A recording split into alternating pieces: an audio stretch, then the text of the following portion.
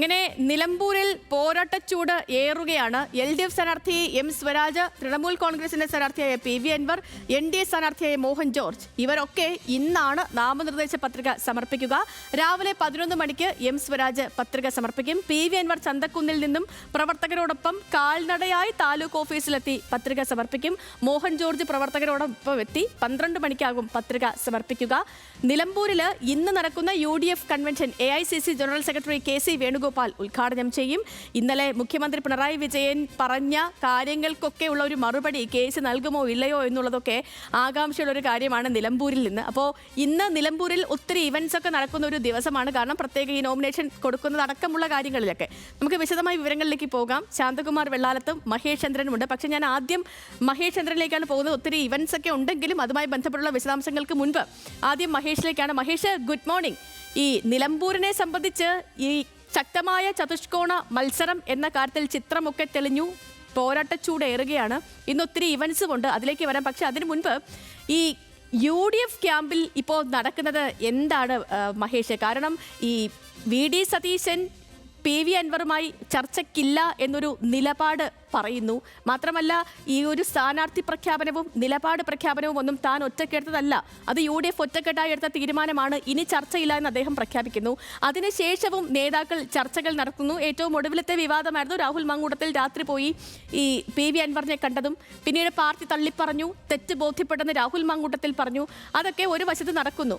ഇപ്പോഴും എന്തെങ്കിലും ഒരു സാധ്യത ഇവർ തമ്മിൽ നിൽക്കുന്നുണ്ടോ? എന്തെങ്കിലും ചർച്ചകൾ നടക്കുന്നുണ്ടോ? കാരണം ഇന്നലത്തെ ലീഗ് യോഗങ്ങളിൽ പോലും VD സതീശനെതിരെയൊക്കെ വലിയ വിമർശനങ്ങളൊക്കെ ഉയർന്നു വന്നിരുന്നു എന്ന് നമ്മൾ വാർത്തകൾ കേട്ടു. അതായത് പുറമേ കാണുന്ന ശാന്തതയൊന്നും തന്നെ ക്യാമ്പിനുള്ളിലേക്ക് ഇല്ല എന്ന് മനസ്സിലാകുന്ന രീതിയിലാണ് പ്രതികരണങ്ങളൊക്കെ വന്നത്.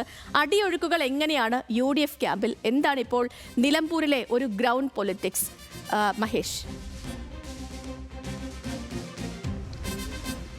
സേതു, PV അൻവർ തൊടുത്തുവിട്ട ആ അങ്കലാപ്പ് UDF ക്യാമ്പിൽ നന്നായി അതിനെ ഉരച്ചിട്ടുണ്ട് എന്നുള്ളത് സത്യമാണ്. കാരണം PV അൻവർ ഒപ്പം നിൽക്കുമെന്ന് അവർ ആദ്യം കണക്ക് കൂട്ടിയിരുന്നു. പിന്നീട് PV അൻവറിൻ്റെ താല്പര്യങ്ങൾ പരിഗണിക്കാത്ത സ്ഥാനാർത്ഥി നിർത്തിയോടുകൂടി അദ്ദേഹം വളരെയധികം രോഷത്തോടെ പ്രതികരിക്കാൻ തുടങ്ങി.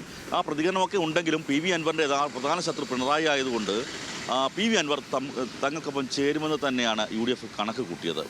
ആ തരത്തിലേക്ക് PV അൻവറിൻ്റെ ആവശ്യം കൂടിയാണ് UDF നിൽക്കേണ്ടതെന്ന് അവർ കരുതുകയും പിന്നീട് എന്നാൽ തനിക്ക് എൻ്റെ ആവശ്യമില്ല, VD സതീശനെ വലിയ ശത്രുവായി തന്നെ പ്രഖ്യാപിക്കുകയും ചെയ്യുകയാണ് PV അൻവർ ചെയ്തത്. പക്ഷേ PV അൻവർ ഇവിടെ സ്ഥാനാർത്ഥിയായി വരുന്നത് മറ്റൊരു LDF സ്വതന്ത്ര സ്ഥാനാർത്ഥി നിർത്തുമെന്നാണ് UDF കേന്ദ്രങ്ങൾ കണക്ക് കൂട്ടിയത്. ആ സ്വതന്ത്ര സ്ഥാനാർത്ഥിയെ നേരിട്ട് ജയിക്കാൻ ആര്യാട് ഷൗക്കത്തിന് വളരെ വേഗത്തിൽ കഴിയുമെന്നും അവർ വിലയിരുത്തി. പക്ഷേ അവരെയെല്ലാം അമ്പരപ്പിച്ചുകൊണ്ടാണ് M സ്വരാജ് സ്ഥാനാർത്ഥിയായി വരുന്നത്. M സ്വരാജ് സ്ഥാനാർത്ഥി വന്നതോടെ ഇടതുപക്ഷത്തിൻ്റെ അടിത്തറ മൊത്തം ഉണർന്നു. അവർ ഒറ്റക്കെട്ടായിട്ട് ആവേശത്തോടെ പ്രവർത്തന രംഗത്തേക്ക് ഇറങ്ങി. ആ സാഹചര്യത്തിൽ PV അൻവർ മത്സര രംഗത്തേക്ക് വരുന്നത് അത് LDFനല്ല UDFനാണ് ക്ഷീണം ഉണ്ടാക്കുകയെന്ന് UDFിലെ പല തരത്തിൽ തെരഞ്ഞെടുപ്പുകൾ കണ്ട തന്ത്രജ്ഞന്മാരായ രാഷ്ട്രീയ നേതാക്കളുള്ള പാർട്ടിയാണ് UDFിലെ നേതാക്കളൊക്കെ തന്നെ. അവർ അത് മനസ്സിലാക്കിക്കൊണ്ടാണ് PV അൻവറിനെ അനുനയിപ്പിക്കാൻ വീണ്ടും നീക്കം നടത്തി. പക്ഷേ കർശന നിലപാട് നിന്നു. ആ നിലപാടിൽ ഉറച്ചു നിന്നിട്ടുണ്ട് VD സതീശൻ. പക്ഷേ മറ്റു പലരും അങ്ങനെ ആയിരുന്നില്ല.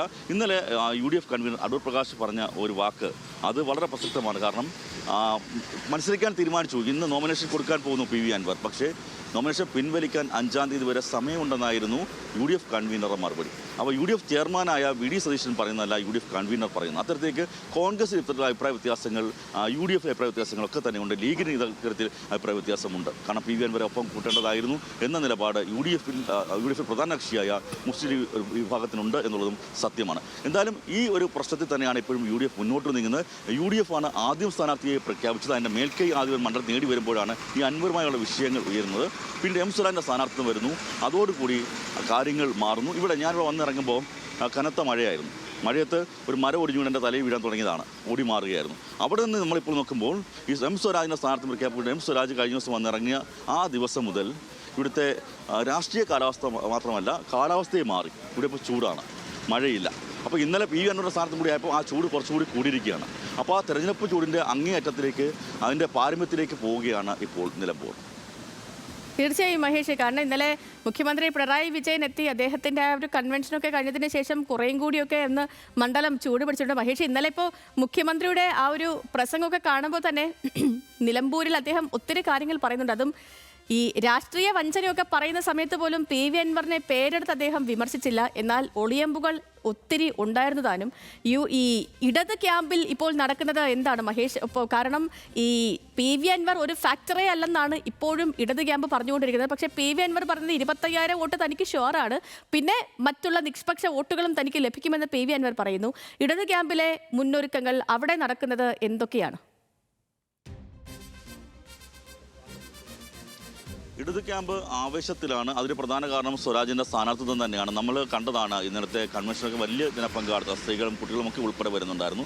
അവർ ആവേശത്തിലായിരുന്നു. കാരണം മുമ്പൊക്കെ നമ്മൾ പറഞ്ഞ പോലെ തന്നെ 20 വർഷത്തോളമാകുന്നു ഒരു സ്ഥാനാർത്ഥി അരിവാൾ ചുറ്റി നക്ഷത്രത്തിൽ ജയിച്ചിട്ട്. അതുപോലെ CPM-ൻ്റെ MLA ആദ്യമുണ്ടായ സഖാവ് കുഞ്ഞാലി വെടിയേറ്റ് മരിച്ചതാണ്. അത് കഴിഞ്ഞിട്ട് CPM-ന് ഒരു MLA ഉണ്ടായിട്ടുമില്ല. സ്വതന്ത്രന്മാരുണ്ടായിട്ടുണ്ട്, പക്ഷേ പാർട്ടിയുടേതായ ഒരു MLA വന്നിട്ടില്ല. അപ്പം ആ കുഞ്ഞാലിയുടെ പിന്മുറക്കാരനെ സ്വരാജ് വരട്ടെ, നിലമ്പൂരിൻ്റെ മണ്ണിൽ ജനിച്ചു വളർന്ന ആളാണ്. അപ്പോൾ അങ്ങനെയൊക്കെയുള്ള ആവേശം അവർക്കുണ്ട്.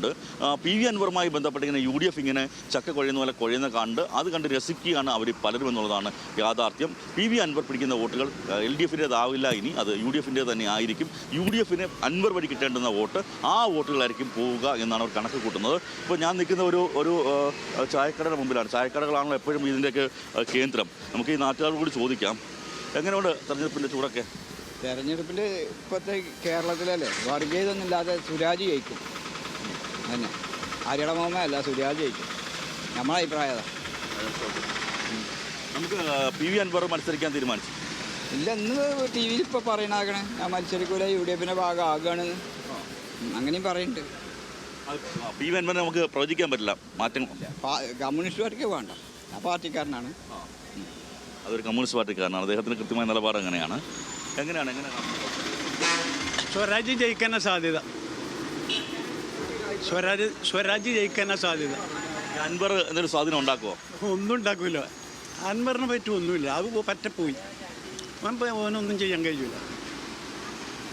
ഓനവർ കൂട്ടുകയാണല്ലോ. സീറ്റ് കൊടുത്താലും മണ്ടിയില്ല. ഇപ്പം ഇന്ന് രാവിലത്തെ വാർത്തയിൽ ഓൽക്ക് ഓനെ UDF-ൽ എടുക്കാം, എന്നാലും മണ്ടിയിൽ ഓനെ എടുക്കണില്ല, നമ്മുടെ ജയിക്കാൻ പറ്റൂല എന്നാണ് പറഞ്ഞത്. അങ്ങനത്തെ അവസ്ഥ ഇവിടെ. ഓന് അത്ര ഇതൊന്നുമില്ല. ഇവിടെ ഷുഗറായിട്ട് ജയിക്കും. ഇവിടെയൊക്കെ ഇപ്പോൾ ഞാൻ നിൽക്കുന്ന സ്ഥലത്തിൻ്റെ ആണെന്ന് അറിയില്ല, ഇവിടെ എന്തെങ്കിലും ഗ്രൗണ്ട് സ്വരാജിന് അനുകൂലമാണ്. നാട്ടുകാർക്ക് അങ്ങനെ അഭിപ്രായമുണ്ട്. സ്വരാജിന് അനുകൂലമായിട്ടുള്ള ഒരു ഈ ആൾക്കാരുടെ പ്രതികരണമൊക്കെയാണ് നമ്മൾ കേൾക്കുന്നത്. ഒപ്പം തന്നെ PV അൻവർ ഒരു ഫാക്ടറി ആവില്ല എന്നുകൂടി പറയുന്നുണ്ട്.